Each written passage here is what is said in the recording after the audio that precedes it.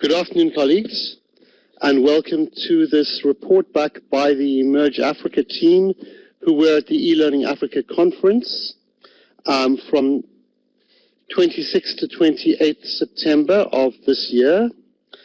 I think we come back with a lot of energy, a lot of ideas, a lot of networks and connections. And it will also be interesting to hear about some of your insights, reflections, and reactions to the eLearning Africa conference as we go through this presentation, so we can make it more of a conversation and less of a presentation. And to start with, we had a team of 9 of us at eLearning Africa for a series of planning meetings before, and then we powered our way into the workshop day and the conference.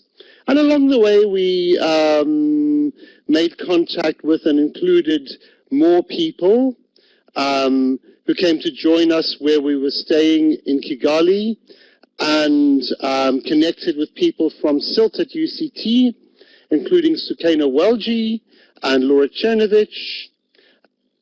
And all the way, we were a very visible presence in our orange T-shirts. So if anyone said, I need to speak with someone in the Emerge Africa team, I would say, look out for the orange T-shirts and find one of us, have a conversation. I'll hand over now to the next person.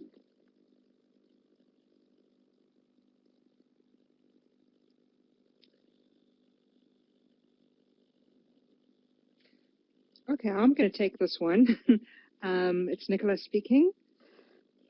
eLearning Africa is just massive. There are usually about 1,000 participants. 80% of these are usually from African countries. And this year was massive. There were 960 attendees from 74 countries. I think someone's typing. Tony, it may be you. If you can mute. Okay, great. There were 37 exhibitors. They came from 18 countries. There were pre-conference workshops before the official start of the conference, which lasted for 2 days. There were 12 pre-conference workshops, 8 keynote speeches, over 278 speakers, 67 parallel sessions, 14 poster presentations. It was massive. It was hosted by the government of Rwanda, and it took place in Kigali at the esteemed conference convention center.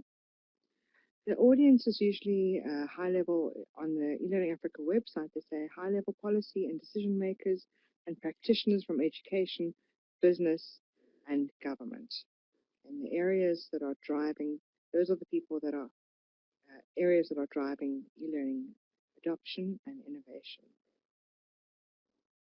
Here is a photo of the convention center, which is right next to the hotel. Not sure if one of my colleagues want to say more about this.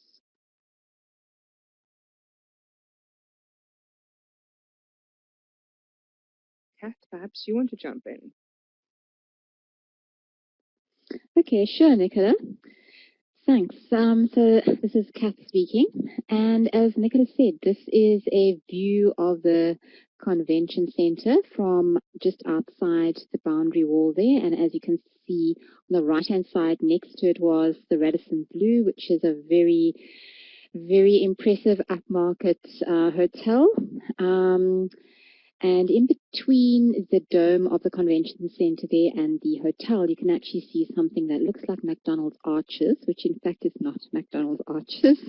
It is just a very impressive structure. And just below that, out of sight at the moment, is a lovely fountain, which looks particularly impressive at night.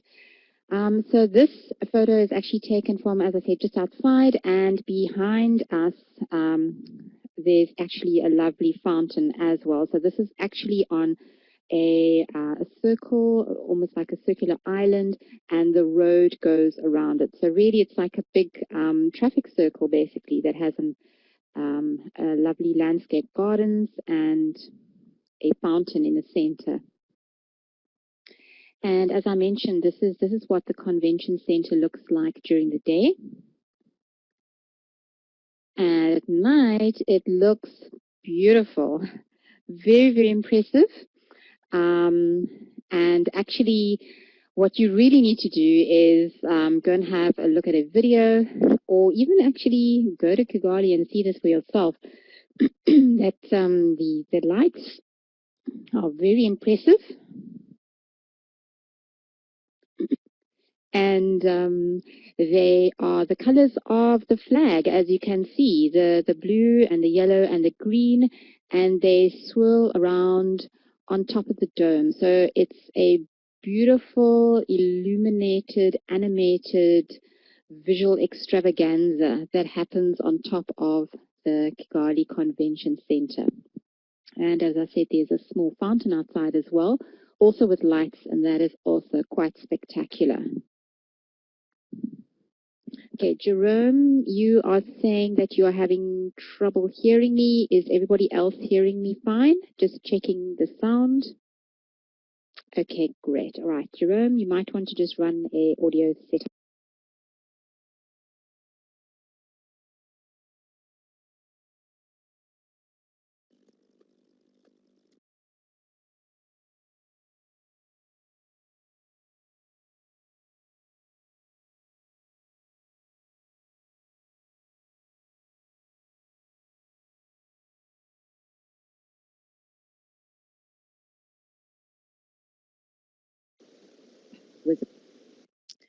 Okay, so I think the sound is back again now, and most people have said that they can hear.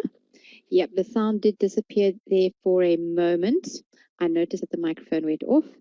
So it might be the settings or it might be the connectivity, but it seems to be back again now. Okay. Right.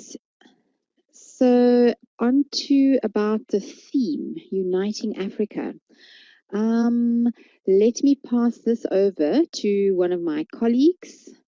We've heard from Tony and we've heard from Nicola. Irene, would you like to talk about the theme of Uniting Africa? Over to you. Good afternoon, everyone. I hope I'm audible. Theme of Uniting Africa. The theme was in the 3 plenary sessions, and also in the parallel conference sessions that were there. I think everybody was trying to be brought together and see where we meet. It was also trying to see the synergies that we have as a continent. So this came out a lot. Came out a lot in so many sessions that were there. On Wednesday, in learning together, growing together, that was the theme on Wednesday, then on Thursday, sorry. Knowledge and Fourth Industrial Revolution, which of course saw us with Friday as the Transforming Africa. But in effect, all the sessions were kind of touching on all these themes, you know. As much as the sessions were based on that, but they were all interacting and interchanging with each other. So I think we saw how the theme of Uniting Africa came seamlessly in all the days of the conference. So then after that, we go to our goals. I think I will pass this on to Nicola, please. Thank you. Thanks, Irene. So we were tasked with contributing or should I say hosting, a free pre-conference workshop, and we'll tell you more about that in a bit.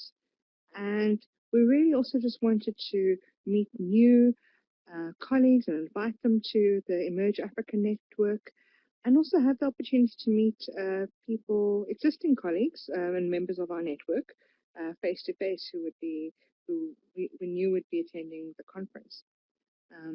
So for us, it was about networking and getting folks to join our network, and identifying also potential collaborators and presenters for the network, and to learn.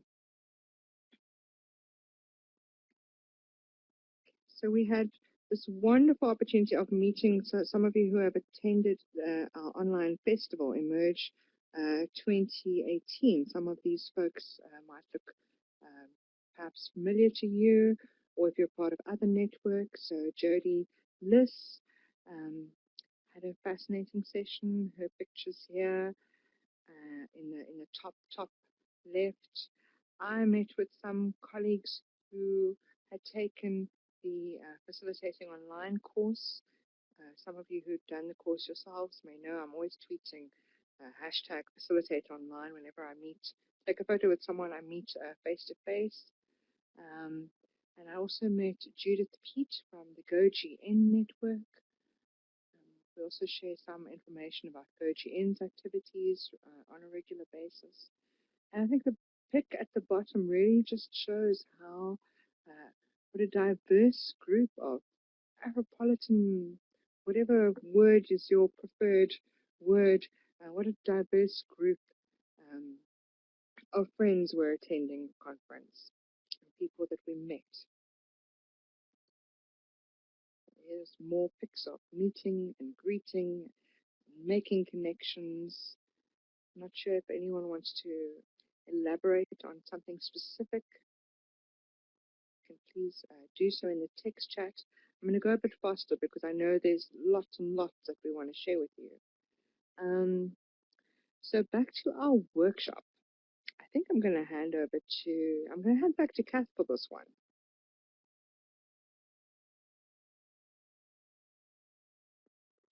Thanks, Nicola. Right, so here we are standing at the front of the room where we had our workshop, and fortunately we had a really, really good space to work with, because that was one of the things that we were really hoping for, because we didn't really want a very passive workshop. We wanted people to get really, really active. So preferably we wanted a space to be able to move around, and we got this lovely large room.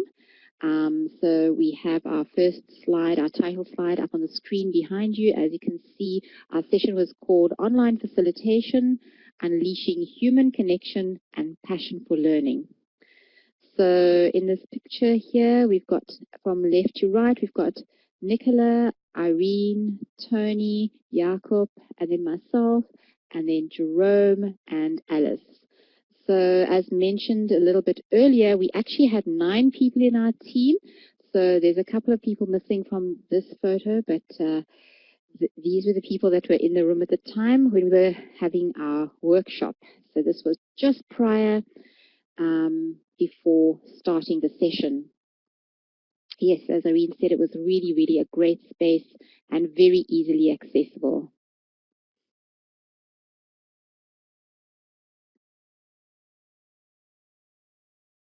And here are some pics from our workshop. So you can see that although we had tables and chairs for people to sit at in a conventional way, we also explored some very unconventional methods of networking, connecting, and interacting with each other. So here you can see people having discussions at tables. Other places there you can see we started off by having a sort of a meet and greet at the beginning, where people could get up and move around and get to meet people, because often what happens is if you go with a group, you all sit together at the table and you all actually know each other. But what we really wanted people to do was get up, move around, make new connections, and really, really get out there. So our first thing with connecting was getting people to greet each other in their home language, which may not have been the home language of the person that they were greeting. So that was quite interesting to hear all the different languages and the greetings being spoken concurrently, and getting people to move around and make connections.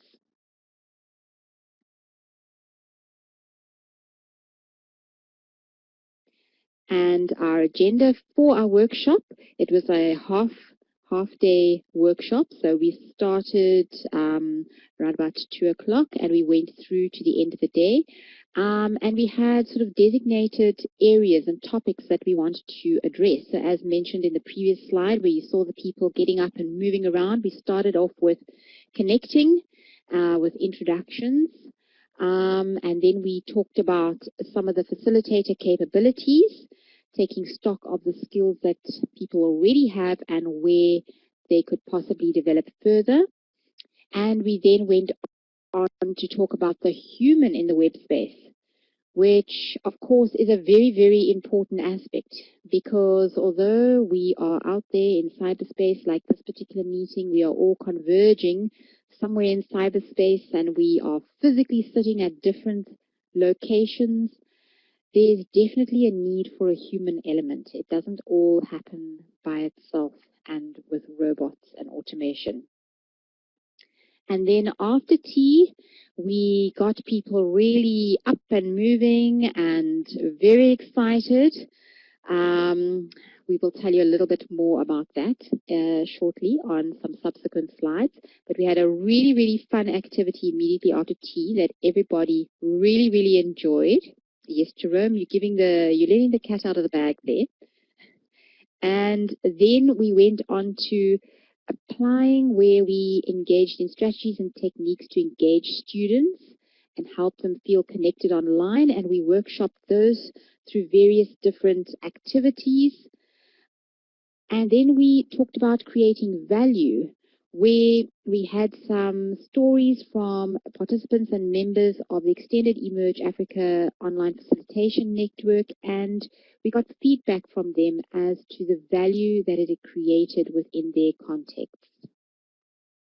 And then we wrapped up by basically deciding what our next steps were going to be as individuals and potential members of an online facilitation community or practice in Africa. And then we made sure that we stayed connected by swapping our email addresses and encouraging people to sign up as members of eMERGE Africa, which is, of course, completely free. So if anybody is attending here or would like colleagues to join us, they are perfectly welcome to go to the eMERGE Africa homepage. And in the top right-hand corner, there is a slot where you can put in your email address to become a member of this fantastic network.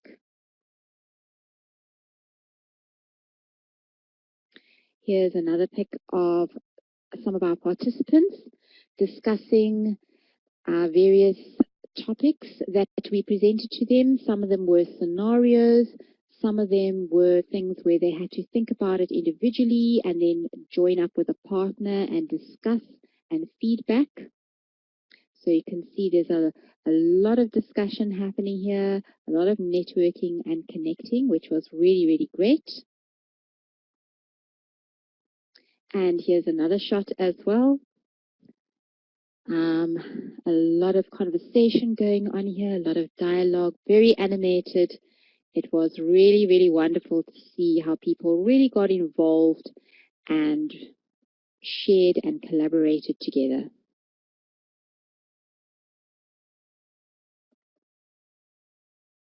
Right, so this was one of the aspects that we talked about, the capabilities of online facilitators.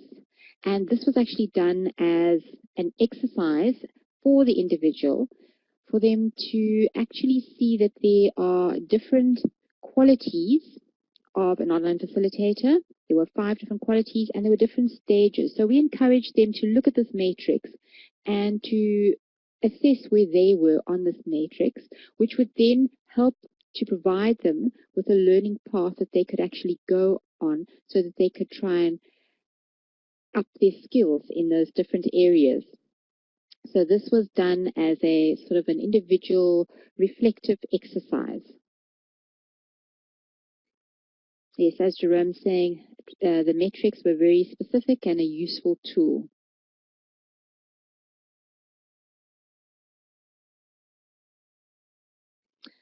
Okay, so this is a very, very fun activity that happened after tea time. And as you can see, we had some, actually quite a few people tweeting about this because they thought it was such an awesome idea. And you can see that we actually had a dance. And this was a really, really fun experience. And a lot of people were taken a bit by surprise by this, that we were actually asking them to get up and dance and enjoy the music. But once they got into it, they really got into it, and great fun was had by all. And I think at this stage, I would like to hand over to one of my colleagues who is going to talk about the next steps that happened towards the end of the workshop. Okay, who shall we hand over to now? Should we go over to you, Tony? I suppose it's my turn. Yes, indeed. We were very careful about trying to get a good closure to the workshop by getting people to focus on what their next steps might be. And you can see the range of possibilities here, including focusing on the awareness of online facilitation, taking the course, doing more online facilitation, sharing the capability matrix with colleagues, and people also talked about their highlights. And for some people, the highlight was participating in a WhatsApp group, temporary group for this, as a way of ensuring that we had some stable online interaction during the workshop, where people would use WhatsApp from their mobile devices, and we could share what was happening in the group using WhatsApp Web, which I think is a good combined strategy for a workshop where you're not sure about what the conventional internet connections are going to do. And below, at the bottom of the page, one of the participants had given her daughter an Emerge Africa sticker as a consolation prize for her coming home so late from the workshop. The daughter then wore it on her head at school the next day, and this participant then got a bunch of stickers from us and gave them to the whole class. So now we have the up-and-coming youth advertising Emerge Africa in a school in Kigali, and getting well tweeted for that with permission of their parents to ensure this is all ethical. Okay, so we had a lot of reflections on this workshop. Irene, do you want to come in?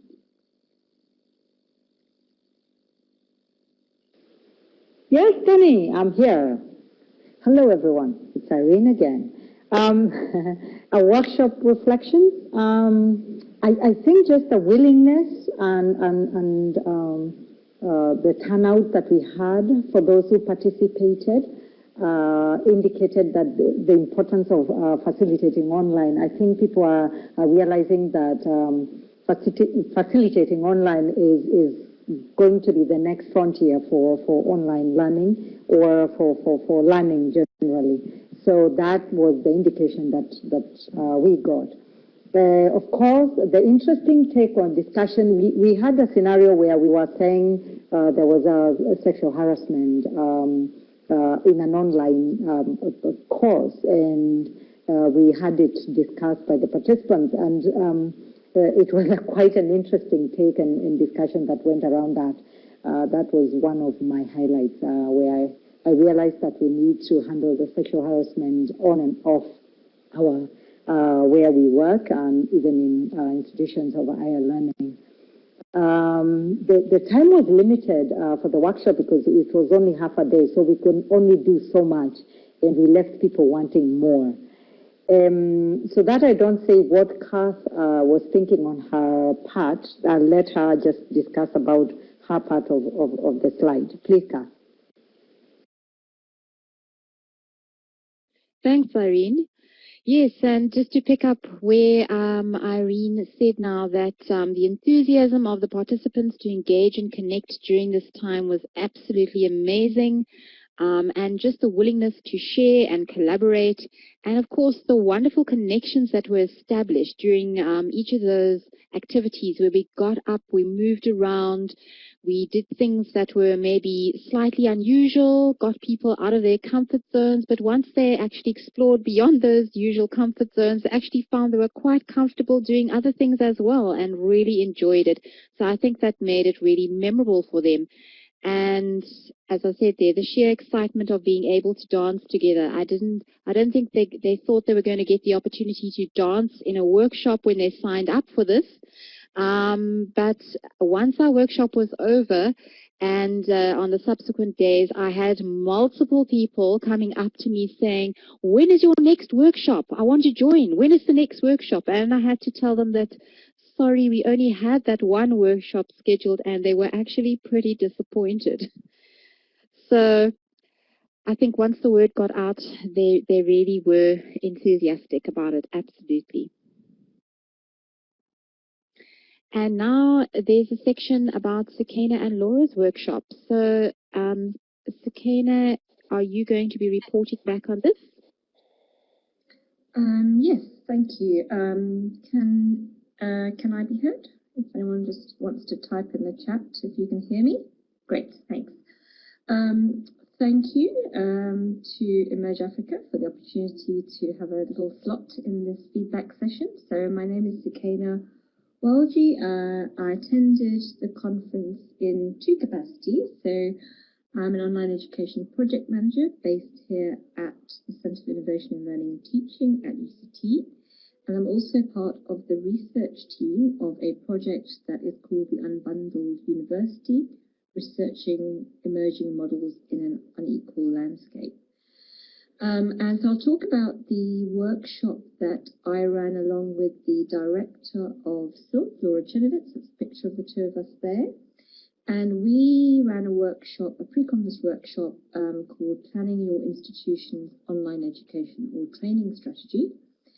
And this was to take participants through a thinking process and offer some tools for how to think about transitioning from primarily face-to-face or classroom-based approach to teaching and learning to more blended and online forms. And we did this in relation to a university context, but we also had some exercises that allowed people who are perhaps working in other contexts, such as a corporate, to also participate. So it was really a way of how to, what are the things you need to think about when you want to look at an kind of institutional or organizational level transition rather than a kind of course level.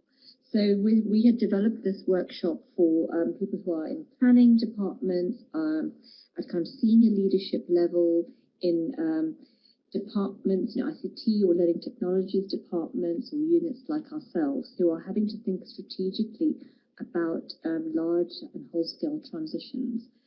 And so I don't have very much time, but basically we took people through thinking about how to establish institutional readiness, looking at technology and platforms.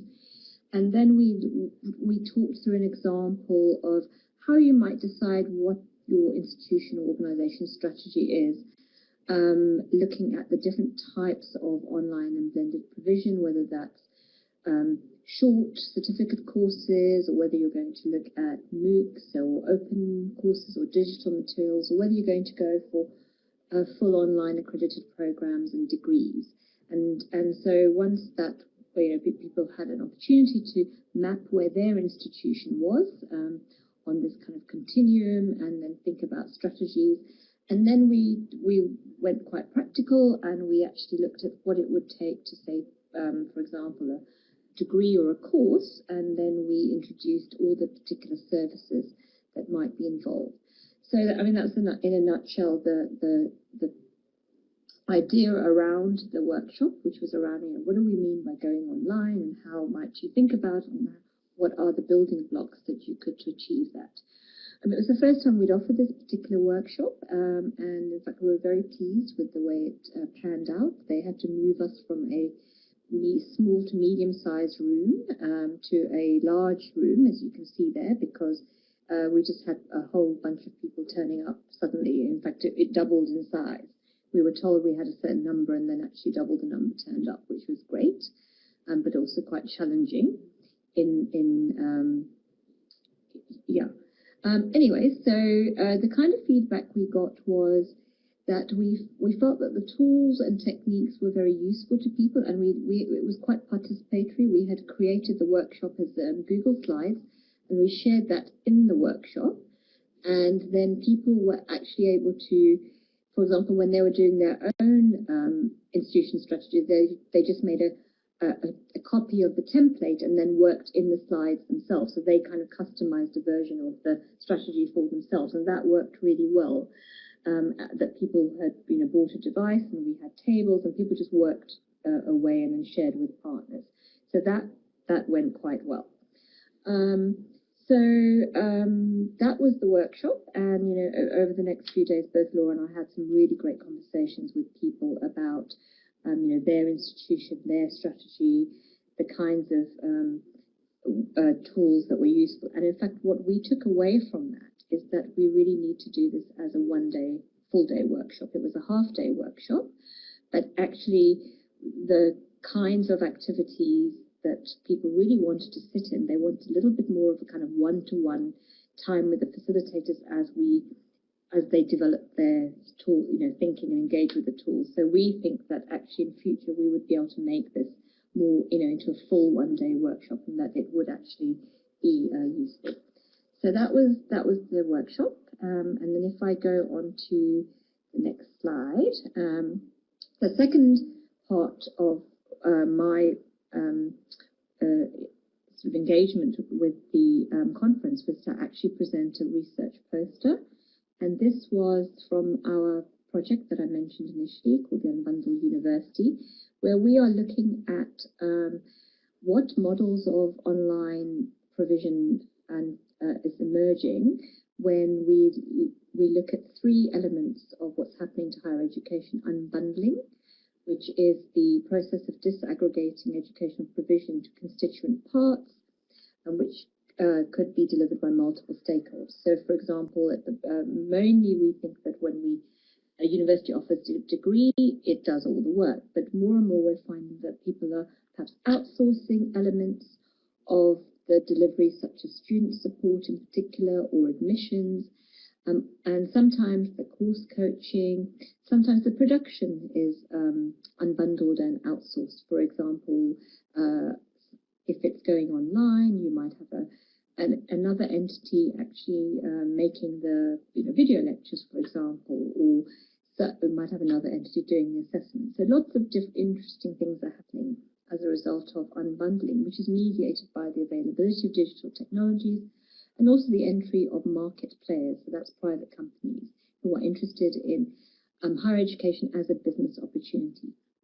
So this is a longer term project in the sense that we finish sometime next year. So our findings are still emergent, and I presented a poster, and the link is somewhere around what have we found so far. And in particular, I was focusing on some of the reasons that senior leaders in universities are giving for why they are engaging with private companies for unbundled provision. And then we also, which isn't the picture you can't see because there's only half the poster, is we've been mapping relationships around who's partnering with whom or who's engaging with whom in the South African higher education landscape.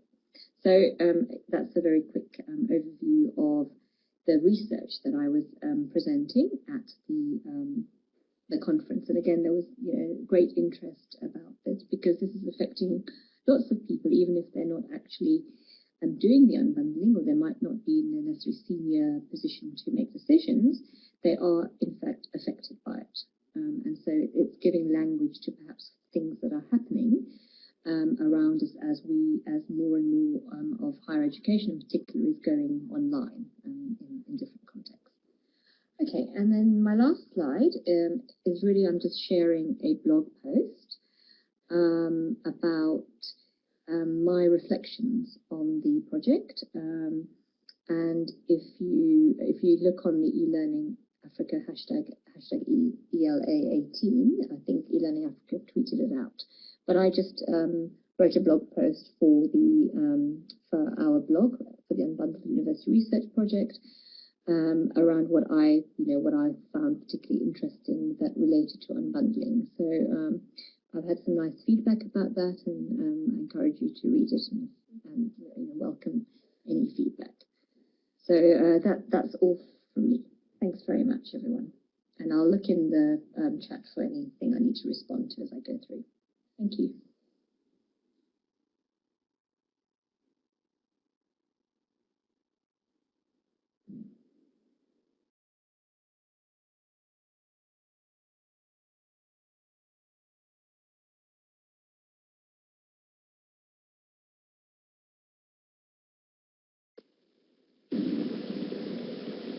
And I can see that we are moving on to our reflections on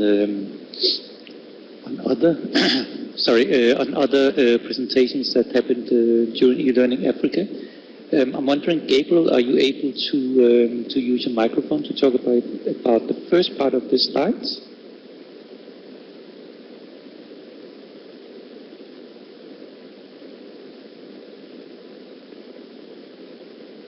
I see Gabriel are typing now.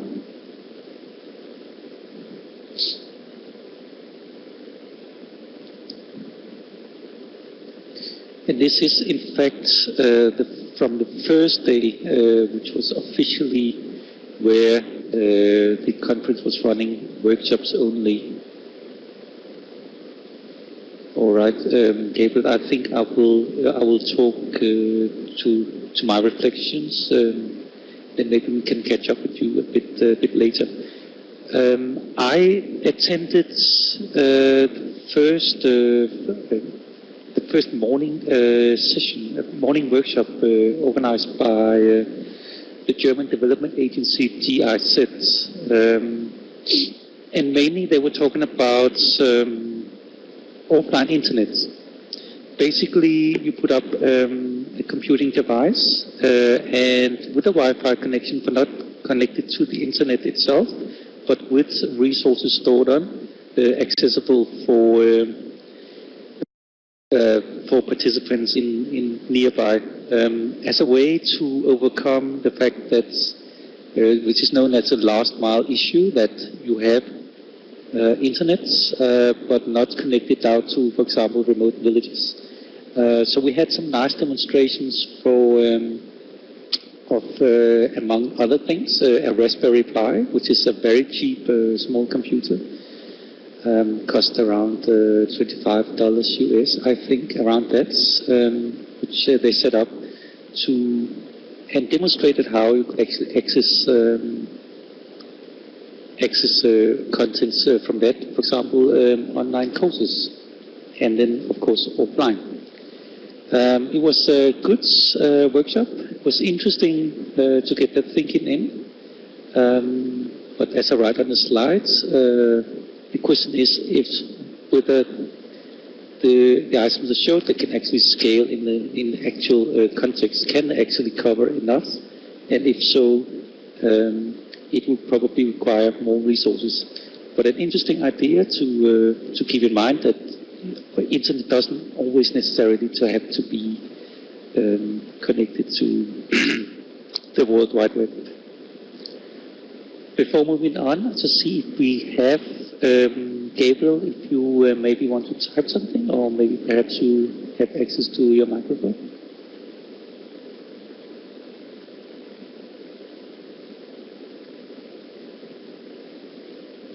All right, let's, I'm sure Gabriel will probably type in the chat as well. Let's move on to the next slides. Hello? Hello? Gabriel, yes, I think since we have you here, just go ahead.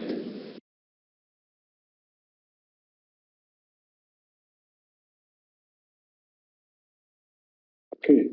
Maybe I just wanted to speak about the discovery demo that I attended by Adi from Zimbabwe. It was basically something that he came about with in order to address the challenges of learning resources in their country, Zimbabwe, which I think is quite common to all of us in the region in SADC and other countries in Africa. So basically, he looked at the curriculum there, the syllabus, and came up with a device that doesn't use a lot of bandwidth, that can have resources stored offline for use. And I think the price was talking of something in the range of $200 to $300. And what you were saying that other countries interested can adapt the resources for use in the secondary schools and in some subjects. Of course, maybe not so relevant for TV and higher education, but I think what we can learn from this is that here is a homegrown solution to issues that affect us in the region.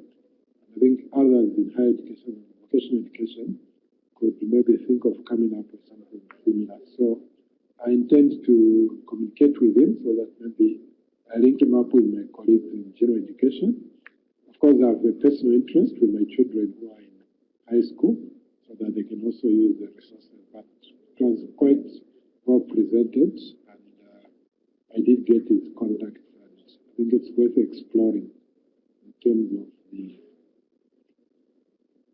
opportunities that it offers in terms of learning, because the issue of textbooks, I think we are all aware, it's quite a challenge. In terms of power supply, yes, I think he addresses that in terms of, we talked of the power bank that powers up the device when you're in a classroom situation. So that helps to ensure that you go through the classroom lesson without any disruption. Yes, the power does, the resource does need power, but it can be powered by a power bank. And, so there should be that lack of interruption when the lesson is on. Okay, and then also, if say if the lesson is going on, someone can be asking other people. You can type and ask questions to your instructor, and they should be able to give you responses. So there's that aspect of being interactive. I think basically that's what I would say. I think it was a good demo, and the presenter was quite clear, and is quite keen to work with others. Okay, I end there.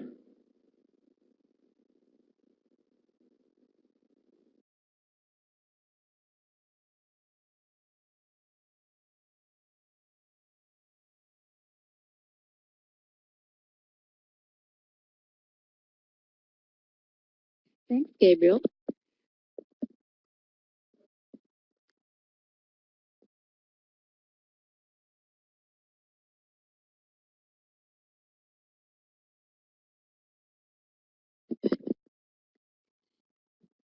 Thanks for your reflections on that workshop.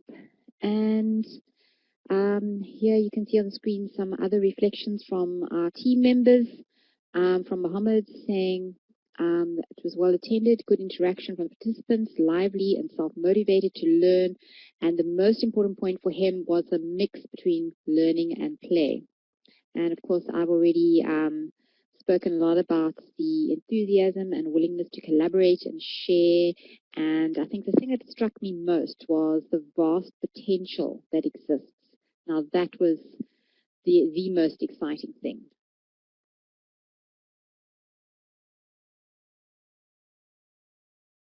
Right, so there was various different sessions where we would all come together as a complete group, and this was different from the individual workshops and other smaller sessions that you could elect to attend.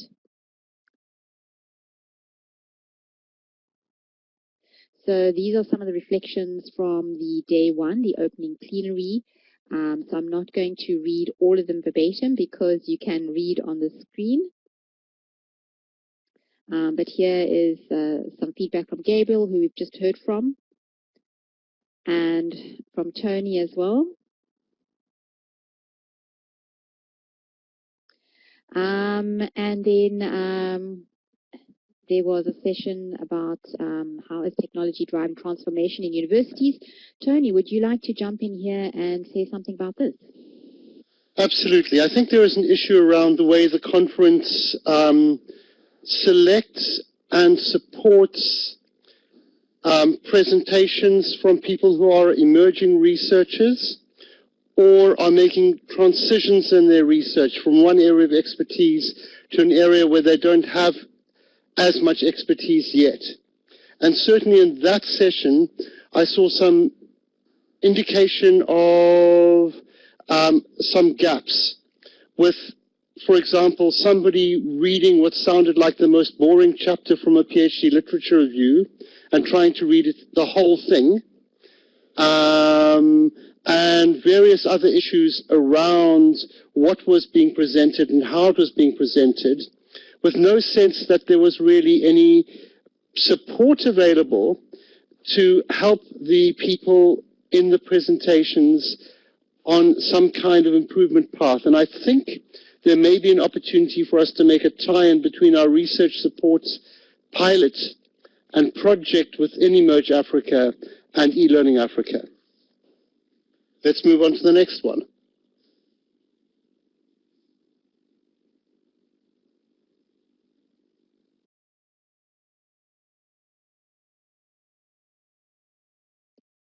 Jakob, would you like to say something about this? Yes, sorry.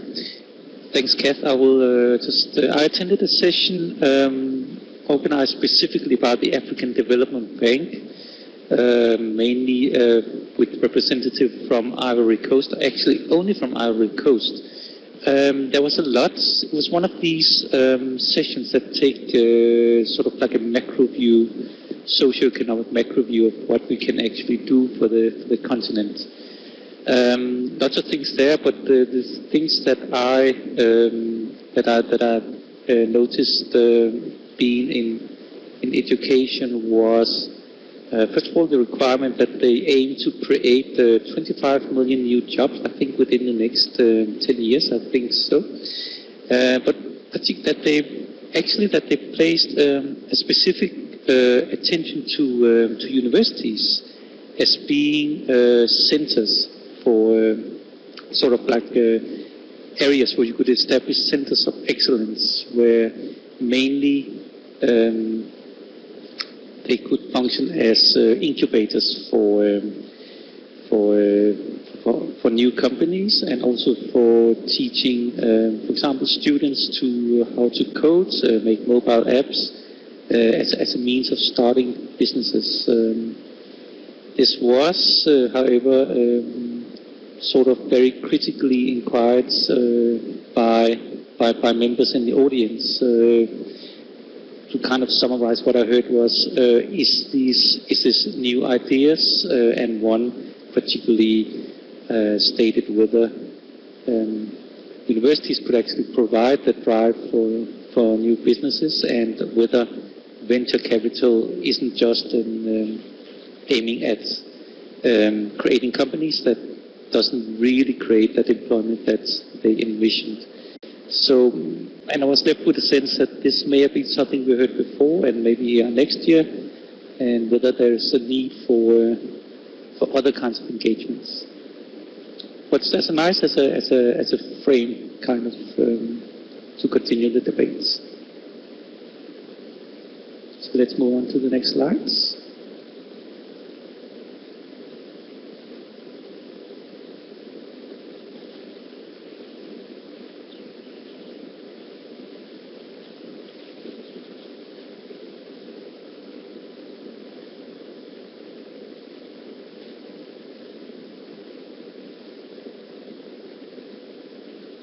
And maybe we should take Irene this time. Unfortunately, Mohammed is not with us today, but I see that's quite a nicely worded text there from him about his gamification workshop.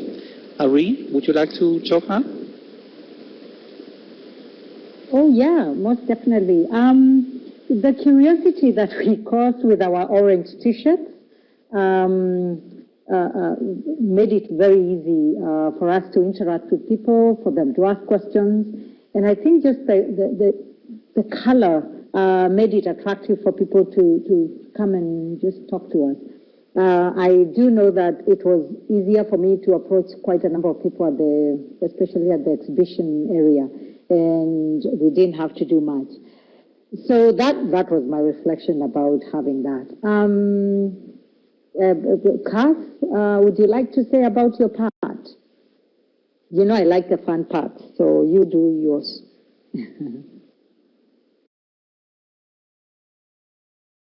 Thanks, Irene.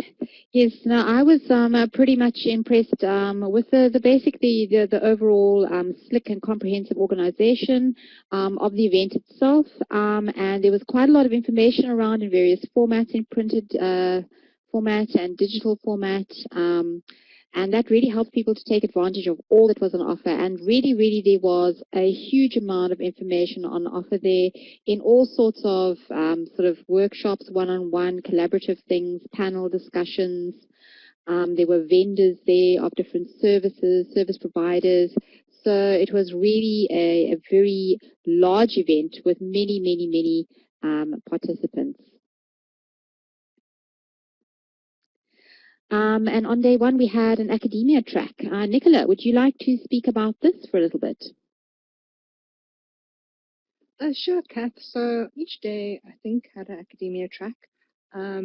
What I expected to find was more research, but I found actually that the presenters mainly spoke about actually the presenters from Rwanda and Tanzania in this track, about what their institutions are doing in terms of distance education and online education. So presenter from Rwanda, he said, basically that his institution was that they were starting with rolling out some form of online program. And then the presenter from over here, Mustafa, I think the presenter from Tanzania, about what they were doing. But Ruth Sibarano, I think from Makerere University in Uganda, she, I think, really stood out because hers was, I think, the most researcherly from this track, and she spoke about students' perceptions or potential students' perceptions about what distance education is. So many students see it as studying away from home, not necessarily, still staying at home and studying online, and that there was also sort of gendered interpretations of what distance education meant, and that ICT access to ICTs and what kinds of sort of tools students were using, potential students, also differed according along gendered lines. So that was really fascinating to me. Yeah, so I think let's move on to more highlights. Gabriel?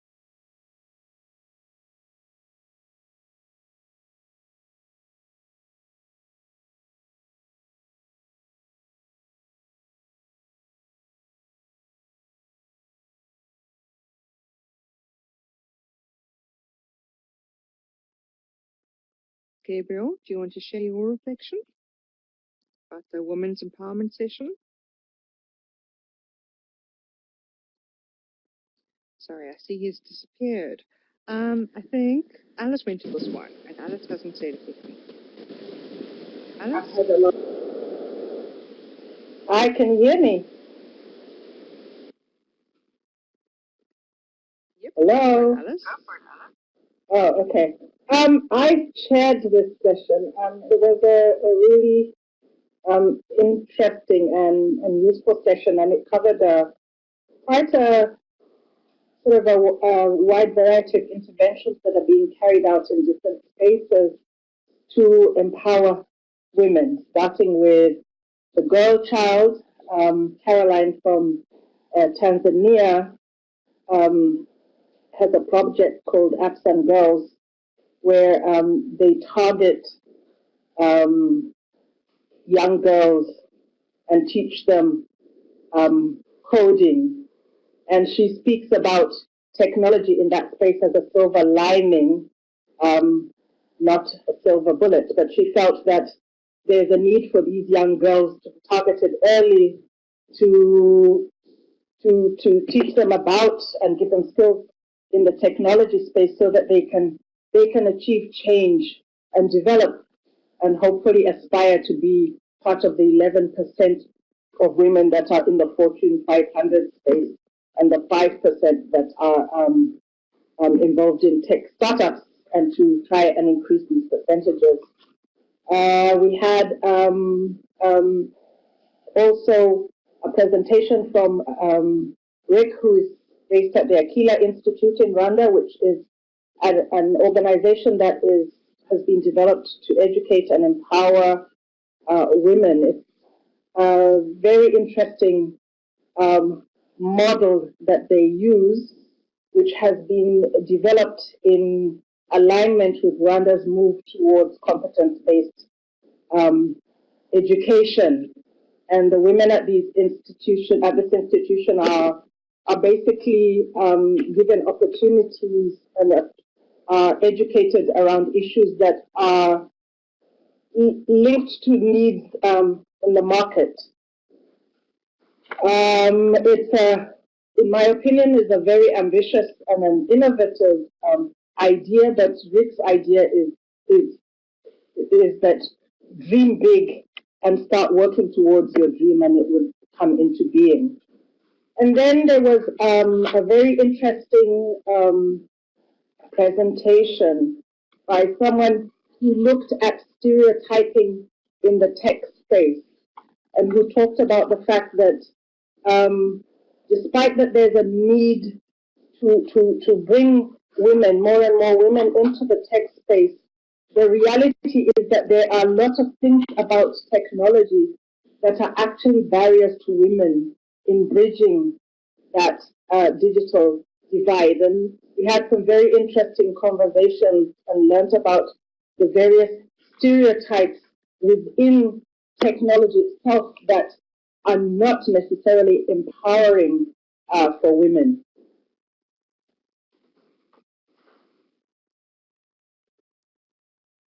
Oh, okay.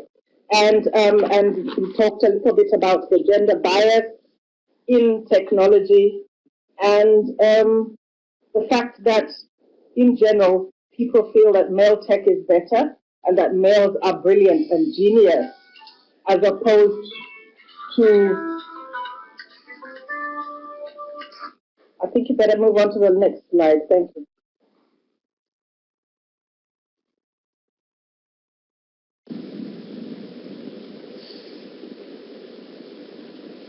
I'm wondering if I should take over here. Unless Irene wants to, I can just quickly. We're a little bit over time now. I hope it's fine for our participants that you would like to just stay a little bit longer. All right. I attended a session with the founder of Moodle. There was a lot of Moodle there.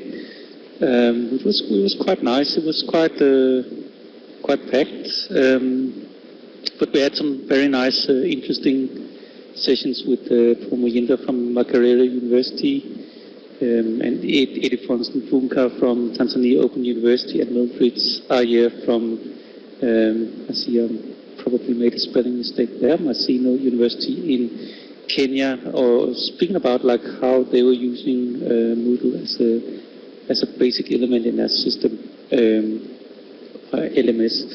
And I think the main takeaway, which I hope was a point that also came across for other participants, is that one thing is good to have a good LMS, but also that you have the supporting structures around it, like technical support and someone to also provide the actual contents. I think it was great. I missed a bit that other open source LMS systems like Moodle would be represented as well, but who knows, maybe next year. Should we move on to the next slides?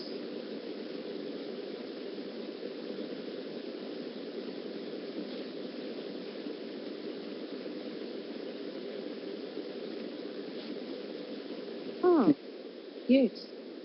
Of course, I was going to support someone who was presenting about African games. So this is Christian, and he's from Ghana. He did a master's on serious games and education. And this particular game was about called Hello Nurse, developed in Ghana, and it's about malaria. So more specifically, his master's was on when a game's incorporated in the curriculum, the majority of the teachers, had actually never played a game before, and they didn't quite know how to do it. So it was sort of challenges around that. But it also, he spoke a bit about, basically the teachers don't know how to incorporate it into the curriculum. But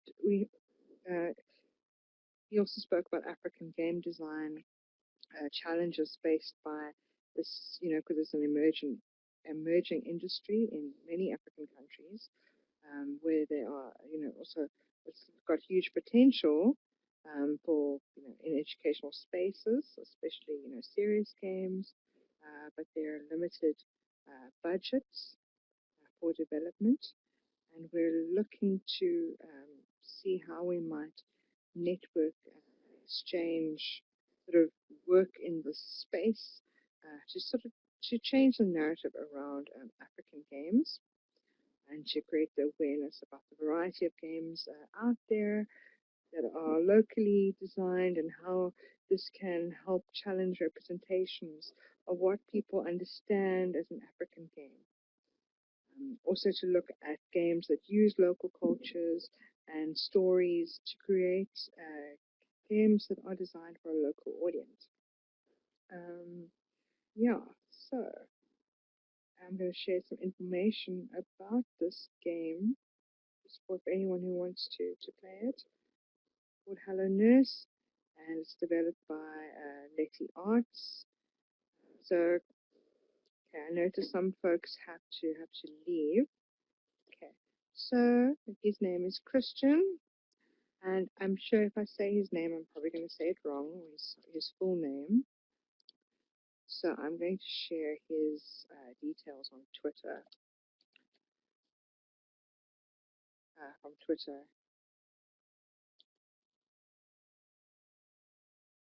And I'll do that just now. Okay. Oh, it's weird. I hear Tony in a meeting, face-to-face meeting, in a venue next to my office. Okay. Okay, so I'll share that just now. So Jerome, there is a lot of literature on that. I don't think, and I think Natalie might also be able to share. Oh, okay, so Peg as well. Great. So you guys feel free going ahead in the text chat. Something that I thought was really fascinating was, in the Epica initiative, they had a stand at eLearning Africa. It is about, it's basically a sort of scalable e-portfolio system, and Makerere University colleagues, they're going to be implementing it soon. Epica is co-funded by the Horizon 2020 program of the European Union. Yeah, and there's a big drive. The sort of driver behind the e-portfolios is around employability of graduates and sort of getting students to demonstrate various skills for the labor market. I'm looking forward to hear from Paul Muyinda and colleagues from Makerere later on. Yeah, just how things are going.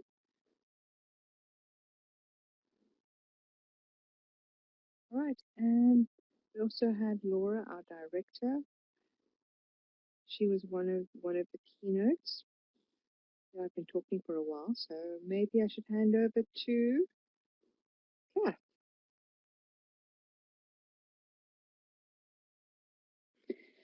Thanks, Nicola.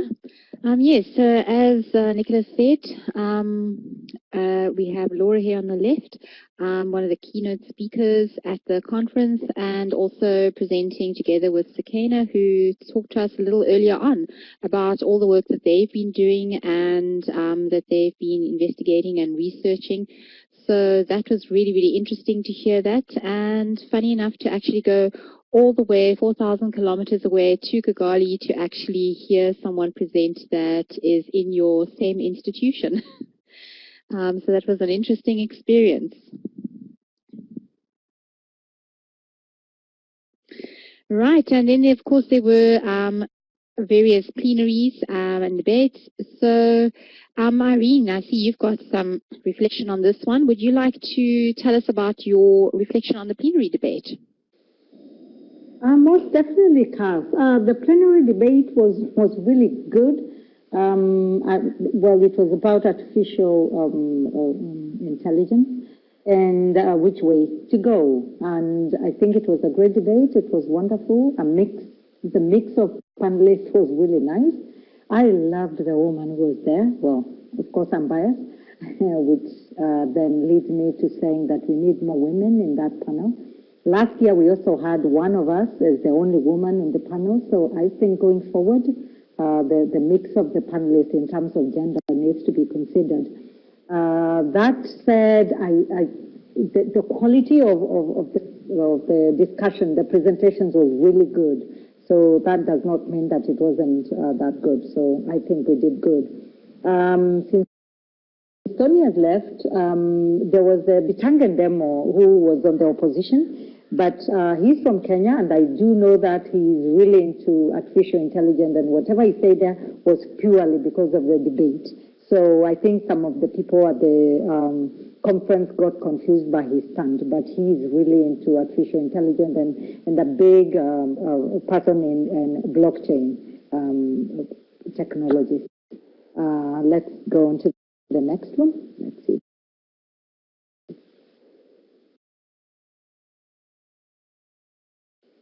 Oh, yes, there is our lady who was the only one in the panel, and she, I think, kind of stole the day and her soft-spoken way. She's a very achieved lady in Rwanda, and she was great, yes. So that was her, and I'm happy that we shared her photo here.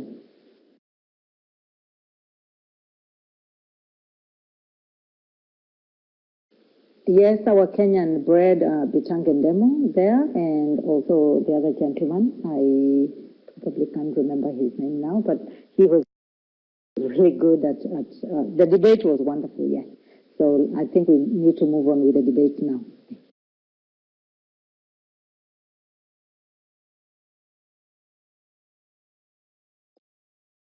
Here's a rear view of our t-shirt. Go on, Kath. Sorry. Yes, I was just saying that our T-shirts were very striking. Everybody could identify us really, really easily. And as Tony has mentioned, Irene's mentioned, if anybody needed anything to do with eMerge, it was just find somebody in an orange T-shirt. And I think as far as I could see, we were the only unified presence there by virtue of our orange T-shirts. And this was embroidered on the back. And thanks very much to Nicola, who actually organized all of this for us. So this is the rear view of our T-shirts. Very, very striking, and it was an excellent color choice. And here's just some more overall conference impressions, some feedback. So as I mentioned, it says that not many were in uniform, like eMerge Africa. Is eLearning Africa losing its shine? So yeah, I actually found it was a good identifier to be dressed similarly, and it made us look like a unified team. And you could easily spot us in any of the photos or anywhere in the conference center. So I thought it was quite a positive aspect.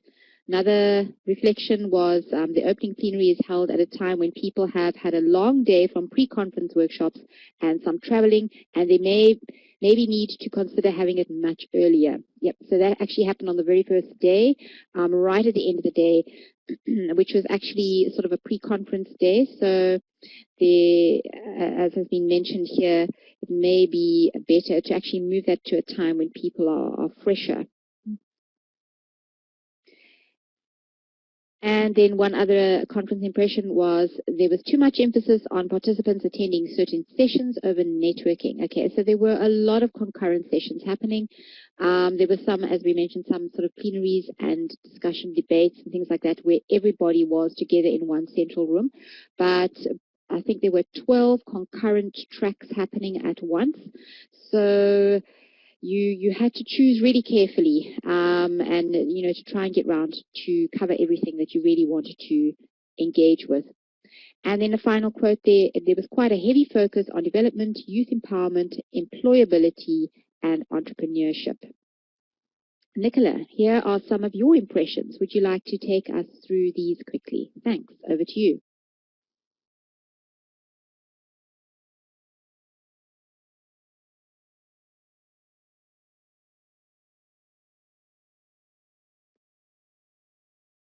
Okay, Nicola, are you able to get your mic going? I think it should be working now. Yeah, 100%. Go for it. Okay. All right. So for me, the biggest value was just networking, meeting people face to face who I'd met online before, having discussions. I realized, because for me, I like to go to academic conferences, and I'll be honest, I like the serious stuff.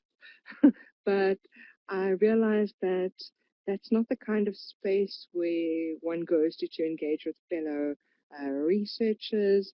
The main sort of audience, I think, is practitioners. And if you're a practitioner, you go there to sniff out, what's new on the commercial horizon and what other universities are doing, and what products they're using. Just chatting to people, also got a sense of, e-learning is still an aspirational thing in a lot of institutions. Many people still, the universities have very poor infrastructures. The LMS is down, or the LMS isn't working. So actually, it's not just about, the flashy tools. I think you can buy whatever from a commercial provider, even if, the universities, if they do have money. It's also about human capacity and capacity building. Yeah, and I think that's where our online facilitation workshop came in. Just one more point about the workshop. Of course, there was a lot of work. The main exhibitors are from the Global North, and there was a lot of focus on products. There were here and there a few local startups, some from Rwanda, South Africa, but I'm thinking that in future eLearning Africa conferences, I'd like to see more African sort of startups and products in this edtech space. There's some more conference impressions. So Mohammed, he really enjoyed when he met the CEO of Moodle face to face. Tony said it was actually one of the best eLearning Africa conferences. He said there was some really good. I'm not going to read here, but you can see Tony was very impressed, and he enjoyed the visibility and the energy and connections of our team. Yay! So did I. Kath, and this was your first eLearning Africa. So I'm going to bounce it back to you. Thanks, Nicola. Yes, it was indeed the first eLearning Africa conference that I'd attended. And as I stated here, I was pretty much blown away by the diversity of people, topics, concepts, ideas, interest, experience, and knowledge. It was just that whole conference center was just jam-packed with it. And there was literally so much to do and engage with. It was really just a rich melting pot of creativity and positivity. And I think that is the most outstanding thing and the memorable thing that will remain for me is just the rich potential and the diversity that was presented there. It was just absolutely amazing. And Irene, you've also got a reflection here, so I'd like to hand over to you to elaborate on this reflection. Thanks, Irene. The only thing that I want to mention is about the sitting formats. It's all school-like, classroom-like, where the teachers are over there, on the high table and everybody else is down here. We need to change that. I hope this we see this in the next conferences where people sit at the same level, because it changes the dynamics of the room. It makes the interactions a little harder than they would have been if the people were sitting together. So as we talk about decolonizing content, Africanizing content, or whatever it is that we do, remember, in Africa, or the way we do things is we sit together on the ground in a circle. So I think that should be the way forward for that. And then again, women, more women in the panels. Okay, so I'm finished ranting, so over to the next person.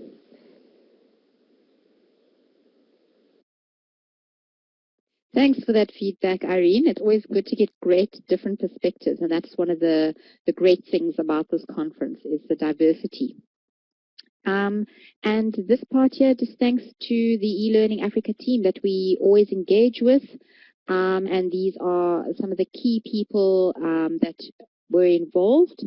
And we link up with them. As I said, this is my first time I've been to eLearning Africa, but Emerge Africa has been several times. So these are some of the key players that they join with to make this actually happen. And then Ubuntu.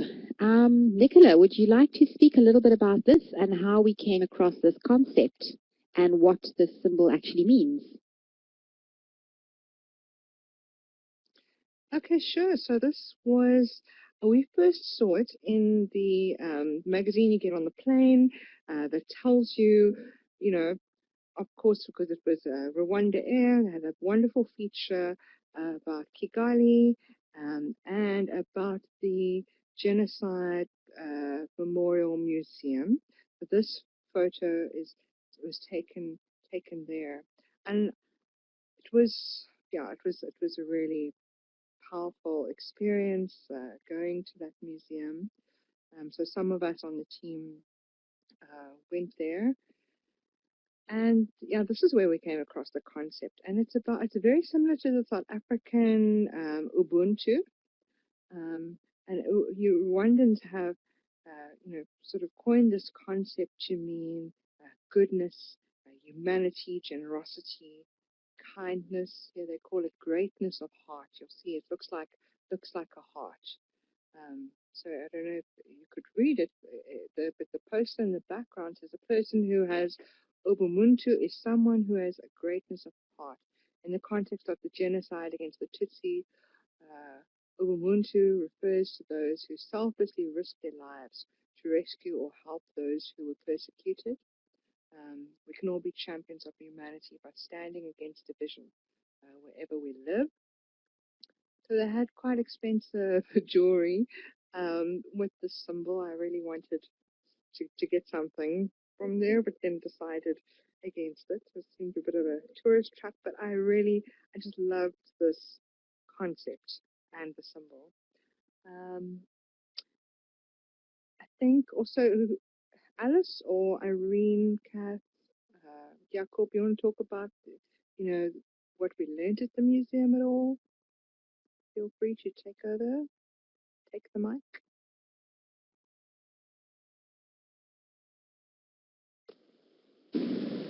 I think it was just a very powerful place, and I think that we knew that we would not have much time in Kigali, so I think the plan of letting that be sort of the one place to go was a good idea. And there's also like lots of other things to see and do, but gives a very powerful sort of impression of what happened in Rwanda. And I think I learned a lot that I didn't know before, so highly recommend it.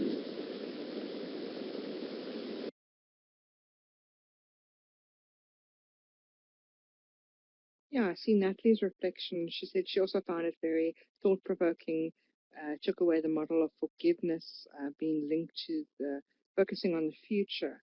yeah, we also, some of us from South Africa, talking about how it's a very different approach to restorative justice, and things that we see in our society. Kath is typing as well. Sorry that we've gone way over time. But we also wanted to mention that we didn't just go to Kigali to attend the eLearning Africa conference. We also went to Kigali to plan, and we were planning about the next phase of our network, where we were heading, what animal we are becoming, because Emerge Africa is a project that and projects have a lifespan. So we need to plan early for what's next. And we welcome, if you have any ideas, you're welcome to contact us about these too. Ideas we played with or thought about was, are we becoming a professional organization? Do people perhaps see us as that already? Is there some consultancy work built into it? Um, what are the sort of pros and cons of different animals, whether it's an NGO, foundation, what are some of the others we explored? We explored a whole bunch, but then at the end we decided we would do a desktop audit of organizations or projects that are similar to ours, where they reside, what kind of work they do. Um, yeah, so exciting times ahead for us. Planning started in Kigali, but we're nowhere near from finished. Kath or Irene, actually, Irene, do you want to share about Karina K? This is the guest house where we stayed in Kigali. Yeah, Corina K. It was it's a small guest house named after the daughter of one of the owners of the place, or the guy that runs the place. We almost had our own kind of time there because there were very few other guests who came when we were there.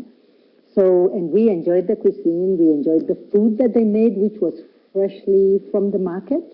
Everything was so fresh, we had a wonderful time. Corina K is highly recommended because it's very quiet, it's in a very quiet environment. It's a little in the middle class kind of settings, but still very good. As you know, Kigali is very safe, so you can stay there and not worry about being mugged or whatever it is. So it was a wonderful place. Thank you.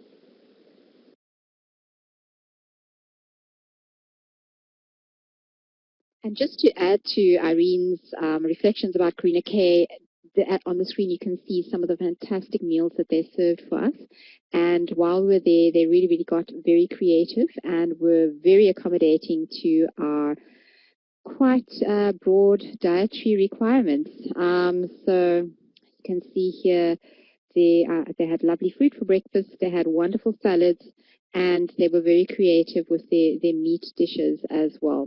And they also added their own local flavor to that as well. So it was a wonderful mix, a culinary mix. And of course, here we have some of the traditional dancing, which was absolutely wonderful to witness. We had that on 2 nights in a row. There definitely were social highlights. And here you can see they had a men's group and a women's group, and they also were accompanied by traditional drummers as well. So that was really, really wonderful to experience, and also interesting to compare with what we know as being our local cultural dancing as well, and see some of the similarities, the overlaps, and the slight differences and adaptations as well. Very interesting to see. And now we have something about the postgraduate diploma in educational technology. And for this section, I think I'm going to hand over to Nicola, who will elaborate on this. Thanks, Nicola. Thank you, Kath. Yeah, so I just wanted to do a quick plug for folks that, perhaps of someone that teaches with technology or supports educators to do this, perhaps people who design blended or online courses.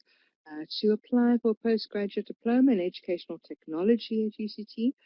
There are some competitive scholarships available, and applications are welcome until the end of this month. So I'll share the URL again. And also just a plug for a group that we met at eLearning Africa called Aheri. And Aheri, I think in Swahili, means love, or I love you. It's something to do with love. Irene, you can elaborate in the chat about the meaning. I'm sure you know what it means, can translate better. But they are the Africa Higher Education Research Institute. And in just the beginning of December, they're going to have a conference in Kenya on higher education and information technology. They're going to share some more information with me. So their director, here you say, I met the director. He's standing here in the picture, Mr. Robert Odera. Irene says good wishes, good tidings. Okay, thanks.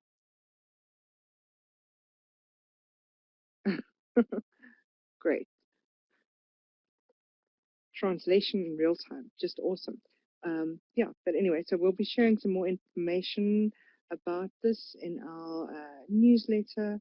We always welcome, sharing what other networks are doing, and especially those with similar interests to ours. Okay.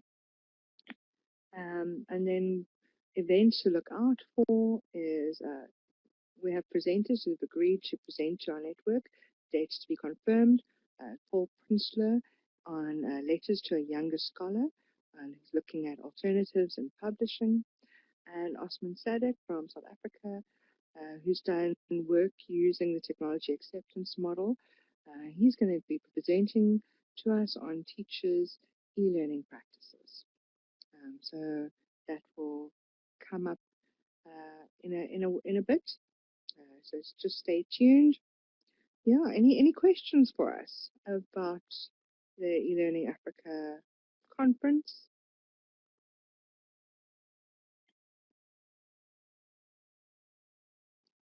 Anything at all, or anything you'd like to say? Perhaps you want to take the mic since there's so few of us here. See, Paul is typing. It was so great to also have Natalie join us. It was nice to see you at the conference, Natalie. Unfortunately, so Mohammed went to Natalie's workshop, but we're presenting the online facilitation at the same time as Natalie's gamification one. Cool. So Paul says, it's a pleasure, Paul.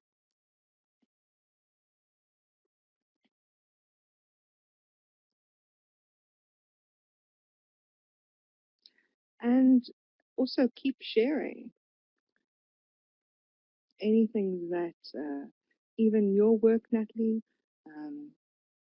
and even if you can think of something to present for us, feel free to send us suggestions. You can email us at info. Oh, who to contact? Well, you can contact info@emergeafrica.net. I'll type details in for you.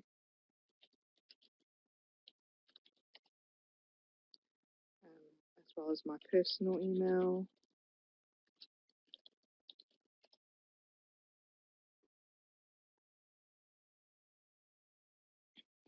Cool. So thank you, everyone, for joining us. Any last words? Let's go down the list. Catherine?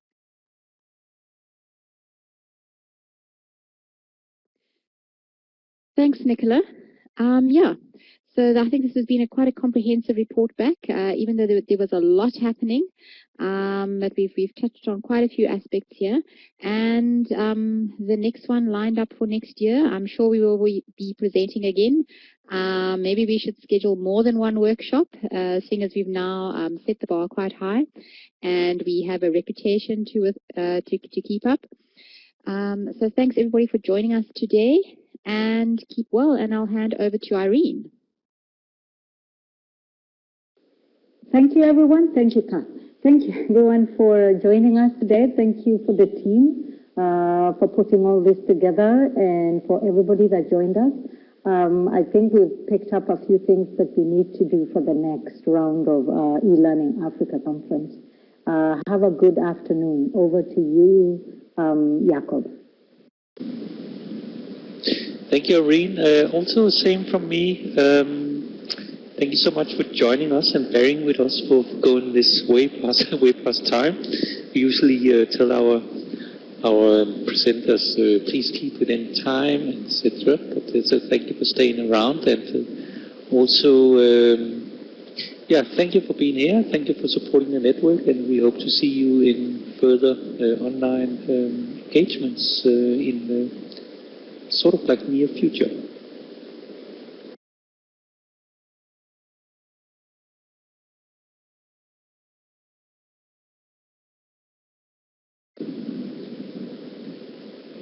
And I believe, did we have, Nicola, did you have, I guess you had your final words already? Or any other of my colleagues want to say anything? I know that Tony has left already.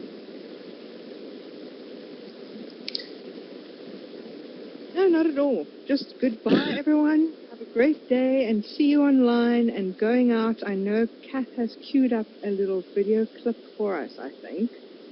Or Jakob, you might have.